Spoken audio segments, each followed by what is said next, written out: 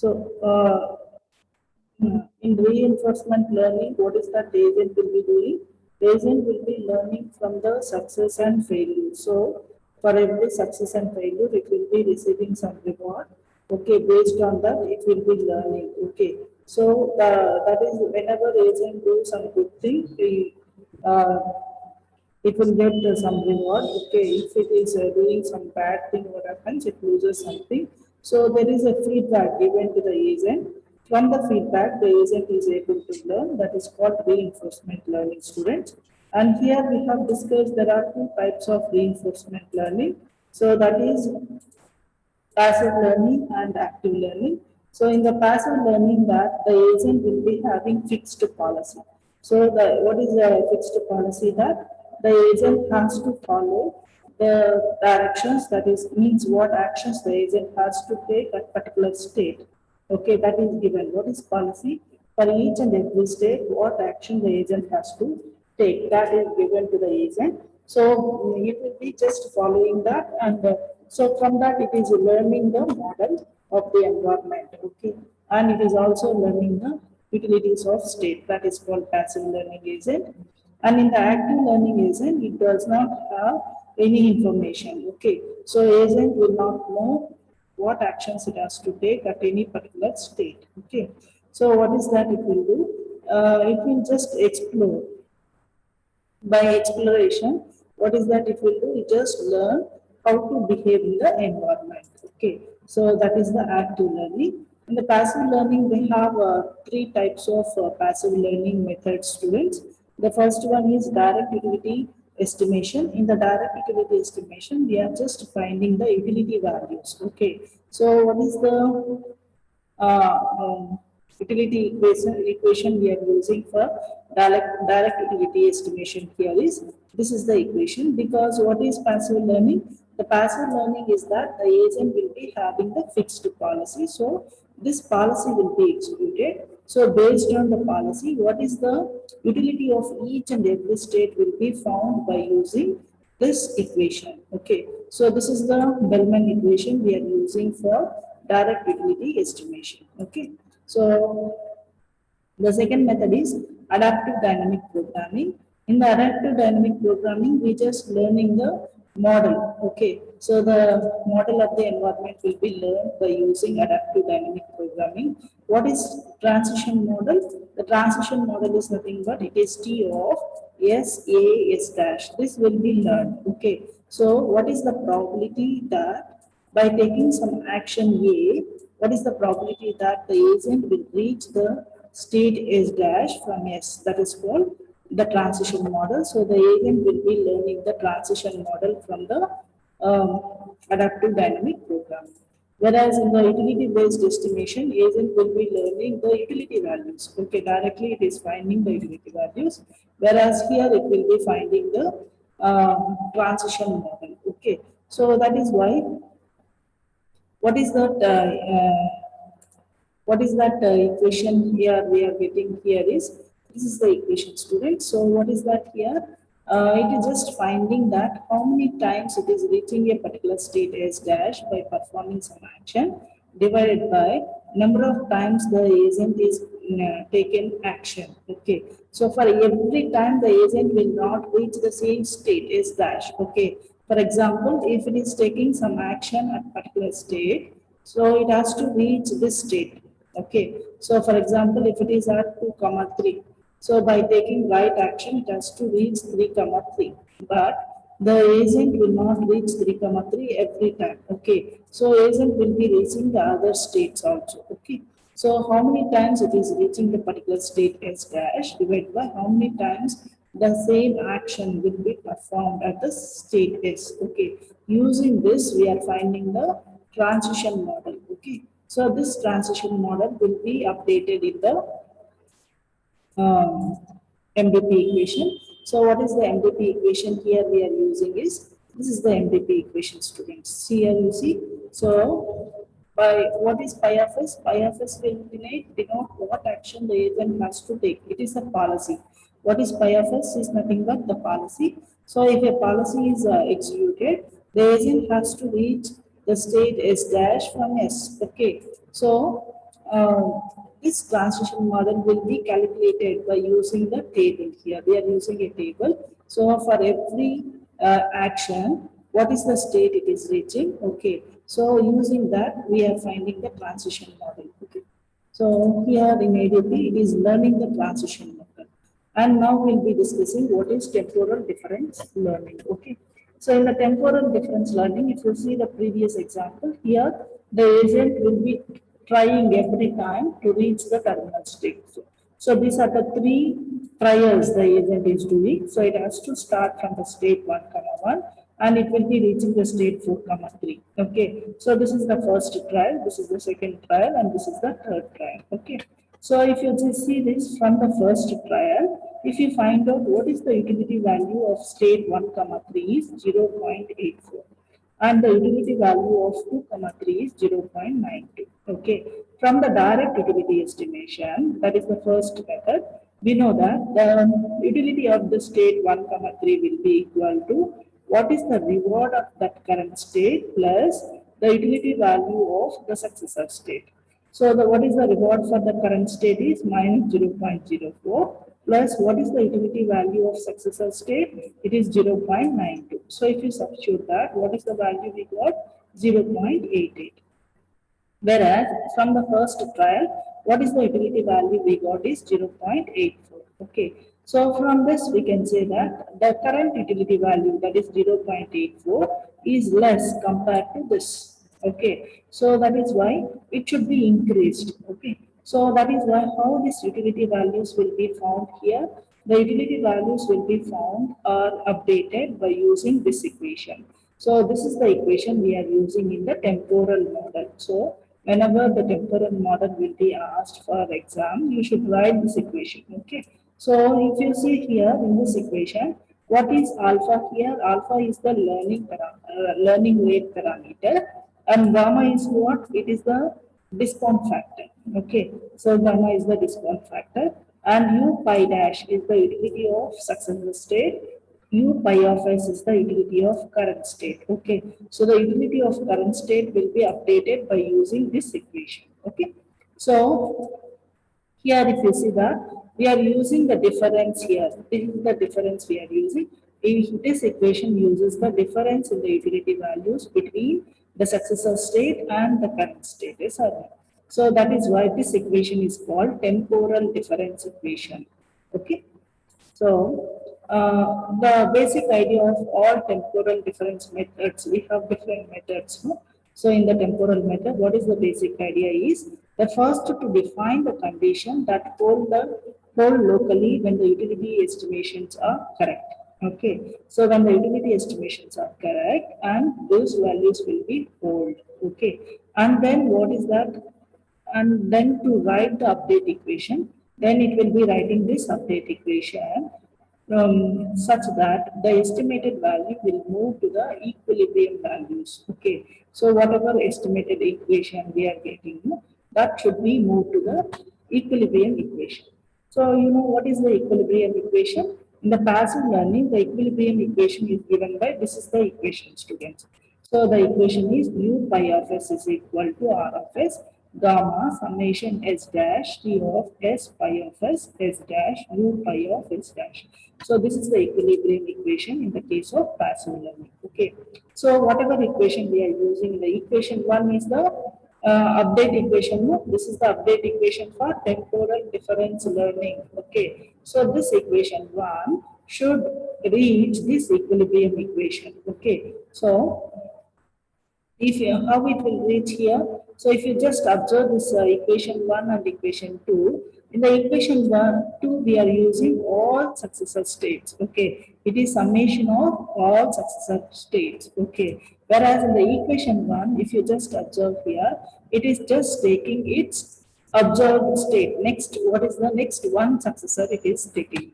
Whereas in the equation 2, we are considering all the successors. Okay. So we notice that in the equation 1, we will be having observed successor S dash. Okay. And whereas the actual equilibrium condition involve all possible next state. Okay. In the actual equilibrium, this equation, if you see that, It is having all possible next states. Okay. So one might think that this is caused because of improperly large change in u pi of s. Okay, if there is a improperly large change in u pi of s, then what happens? It will be visiting ray transitions. Okay, so instead of taking the optimal direction, what it will do? It will take ray transitions because ray transitions are occurring rarely only. Okay, that will not occur frequently, that will occur rarely. So that is why if you take the average of u pi of s, okay, if the u pi of s average is taken, in that case, what happens? That will be reaching the correct value. Okay. So because what is that in the equation 1 we are taking only observed successor s dash, okay, whereas in the equation 2 we are taking all the successors. Okay. So if it is taking improper action, what happens? The agent will be reaching the not required state, yes or no? If it is reaching or not required state, what happens? The value will be differing, utility values will be differing large. Okay. Since here it will be taking not required state only in the few states. Okay, that is why what happens? That is why here we are taking the average of temporal difference model, so that will be reaching the current value. So whatever the improper state it is reaching, no, that will be nullified by taking the average value. So here, what is that we are using alpha, no? So what is the, how do we improve further here? We can change alpha from the fixed parameter to a function that decreases as the number of times the state has been visited. Okay. Alpha, instead of taking it as a fixed parameter, what is that we are doing? The alpha value should change, should decrease if the same state is visited more number of times. Okay. So number of times the state is visited increases means alpha value should decrease. Okay. So u of itself will converge to the, so then if these two changes are considered, then what is that u of s, whatever we are taking in the temporal difference model, that will be converged to the correct values. Okay. So the what is the algorithm for temporal difference model is, you just see here what is the input is percept and what is the output will be action. So the input is percept. Percept means what? It will give you the current state S dash and what is the reward for that state R dash. Okay. Then what are the statistics here? The pi is the, because it is a passive learning model, so it is having a fixed policy. And what is U here? It is the table of utility values. Initially, the utility values will be empty. So the agent has to learn the utility values. That is why initially the utility values are empty. And what is NS here? It is the table of frequency for states. So how many times the particular state is visited? Okay, that we are finding because alpha value is reducing with NSS or no. So initially that value will be 0. Okay. Then what is SAR? S is the previous state and A is the action and R is the reward. Okay, these are the previous state, action and reward. And initially these values are none. Okay. Now if S dash is new, whenever it is visiting a new state, then what is the U of S dash is the reward for that state. Okay. Initially, what is the reward of an agent? What is the reward for that particular state? Utility value of particular state is what is the reward it is receiving for that state. Okay. Now, if S is not null, then what is that? Whenever it is visiting the particular state, number of times the state is visited will be incremented. Okay. Now, what is the update equation? This is the equation we are using in the temporal difference. Same equation we have discussed in the theory. That is, U of S should be updated by using this equation. That is U of S, alpha of n S of S plus R reward plus gamma of U of S dash minus U of S. Okay. So where we have discussed that alpha value will be decreasing with the increase with the number of times the state is visited, yes or no. That is why here we are just multiplying with ns of s. So this product will be maintained constant every time. Okay. So if number of times the value is increasing, alpha value will be decreasing. So this constant will be maintained this term will be maintained constant every time. Okay. Then, if it is reaching the terminal state, what happens? What are its previous states? All the previous states will become null. Okay. Else, the previous states will be equal to the current state, and previous action will be equal to the current action, and the previous reward will be equal to the current reward. Okay. And finally, when it is reaching the terminal state, it will return what is the action. Okay. So this is the algorithm of temporal difference learning. Okay. So this algorithm is very important. Whichever algorithms you have in the textbook, all the algorithms you should learn. Okay. Whenever this question is asked, you have to write this algorithm. Okay. Now we see this, the TD, the temporal difference agent, does not learn uh, uh, quite as fast as the ADP agent. Okay. ADP agent will learn very fast because it is learning the transition model, whereas the temporal agent will not learn as quickly as ADP agent. Okay.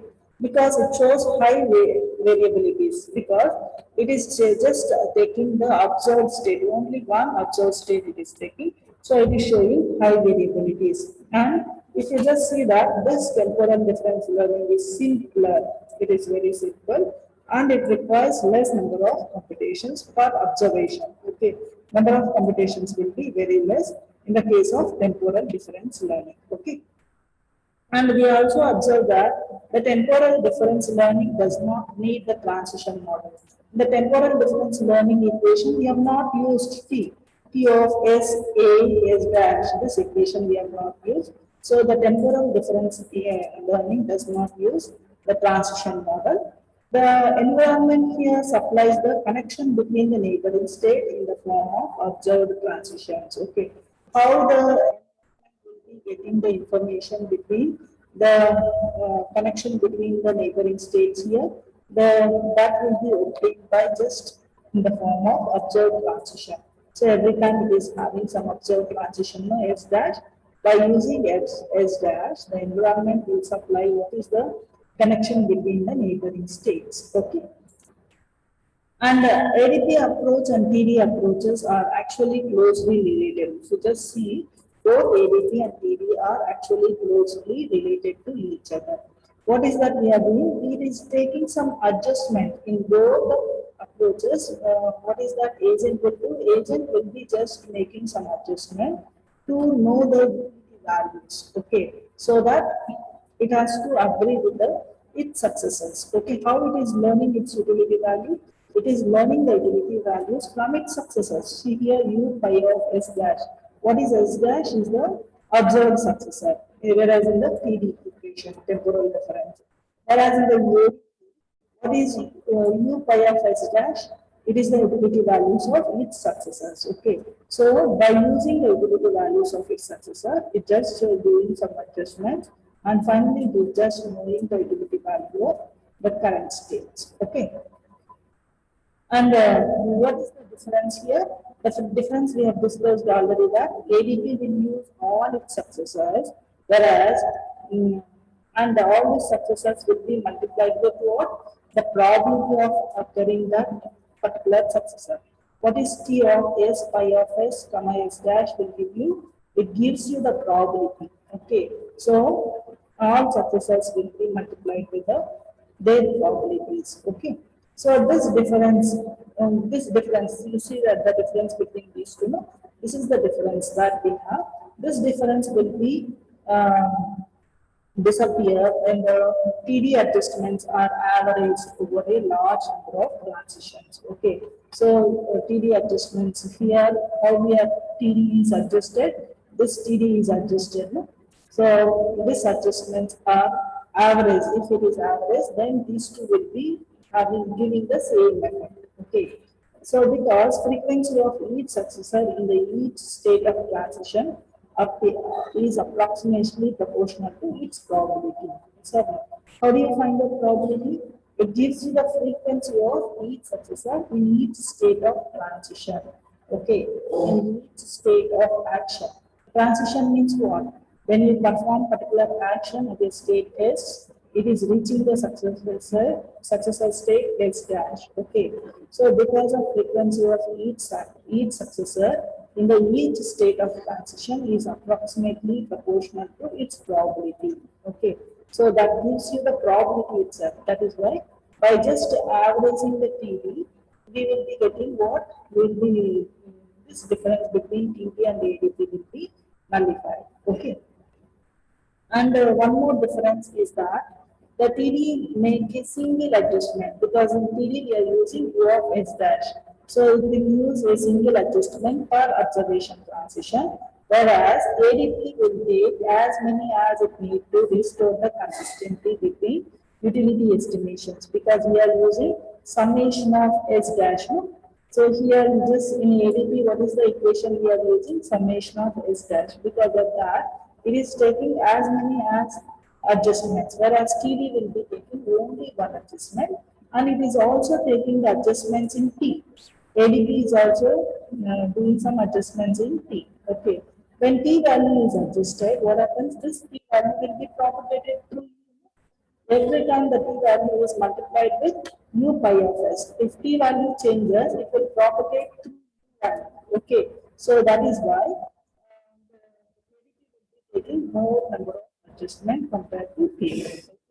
So we can say that TD is the first approximation to ADP. So what is a temporal difference model? Is the first approximation to ADP, adaptive dynamic programming.